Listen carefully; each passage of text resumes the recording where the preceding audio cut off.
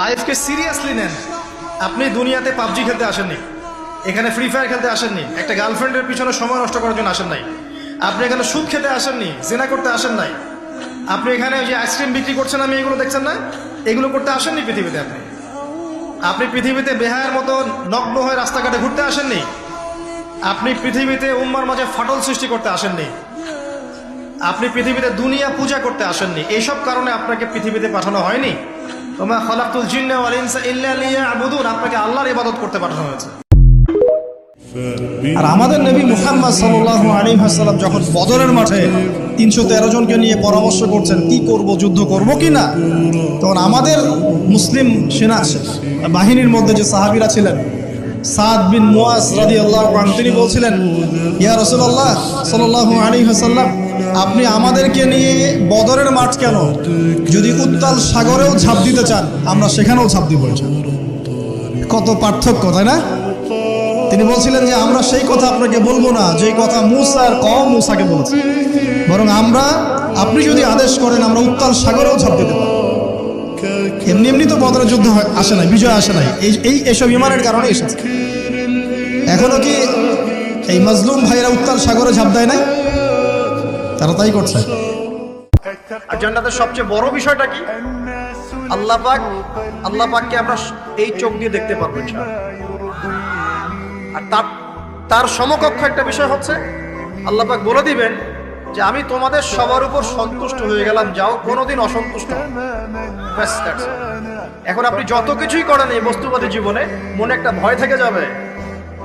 আপনি বিশ্ব নেতা হয়েছেন, বড় শিল্পপতি হয়েছেন, পলিটিশিয়ান হয়েছেন, ইকোনমিস্ট হয়েছেন, মনে একটা ভয় থেকে যাবে যে মরতে আমাকে হবে, আল্লাহ আমাকে ধরবেই, হিসেব আমাকে দেওয়া লাগবেই, কবরে আমাকে একাই যাওয়া লাগবেই, আমাকে কিয়ামতের মাঠে দাঁড়াতে হবে আল্লাহর সামনে।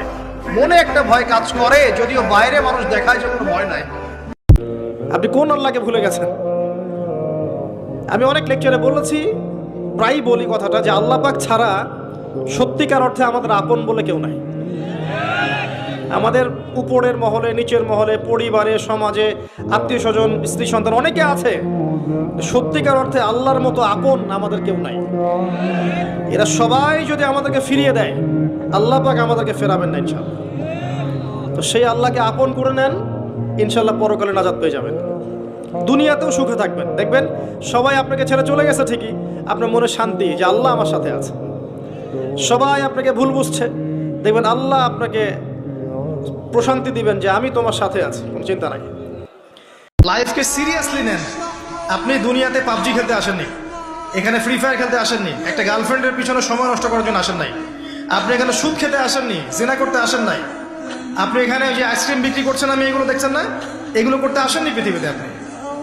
আপনি পৃথিবীতে বেহায়ের মতো নগ্ন হয়ে রাস্তাঘাটে ঘুরতে আসেননি, আপনি পৃথিবীতে উম্মার মাঝে ফাটল সৃষ্টি করতে আসেননি, আপনি পৃথিবীতে দুনিয়া পূজা করতে আসেননি। এইসব কারণে আপনাকে পৃথিবীতে পাঠানো হয়নি। ওমা খালাকতুল জিন্না ওয়াল ইনসা ইল্লা লিয়াবুদুন, আপনাকে আল্লাহর ইবাদত করতে পাঠানো হয়েছে। ছোটবেলায় আমরাও মনে করতাম যে মানুষের জন্ম নিয়েছে, কি ভুলটা করলাম, হিসেব নিকেশ, জান্নাত জাহান্নাম, কত সমস্যা। যত দিন যাচ্ছে বুঝতে পারছি যে ভাগ্যিস কিয়ামতের দিন বলে একটা দিন আছে, না হলে জালেমের এই জুলুমের কোনো বদলা হতো না, আর মাজলুম তার অধিকার ফিরে পেত না। আর আপনি নিজেকে এত ছোট কেন মনে করছেন? আপনিও আল্লাহর সেই বান্দা, যে বান্দা আমি, যে বান্দা আর 10 জন মানুষ।